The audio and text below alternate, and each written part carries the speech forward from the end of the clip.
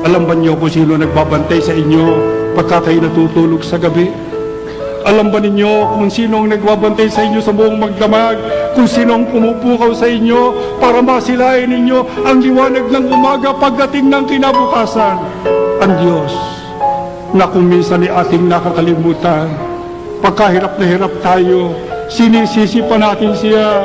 Inaaglahin ng iba't tinatalikuran, iniiwan ang paglilingkod. Pero ang Diyos buong tiyaga, nakamasid sa iglesyang ito, tinitignan niya ang mga mahal niyang mga anak. Ano sabi niya? Ako magbabantay, ako magsasanggala, ako magliligtas sa inyo sa lahat ng panganib.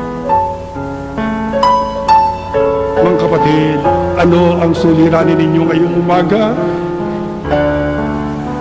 Ano ang gusto ninyong sabihin sa Diyos na nagpakilala sa atin ngayon? Meron ba kayong gustong isumbong sa Kanya? Meron ba kayong gustong isakdal sa Kanya? Meron bang mabigat na ligalig ang inyong buhay? Meron ba kayong pasampasan na hindi na ninyo makaya? Ama, halika! Halika sa templong ito, sa santuaryo hanggang sa tabernakulo, hanggang sa mararating ng tinig na ito. Ama, lukuban mo kami ng iyong malaboy na kapag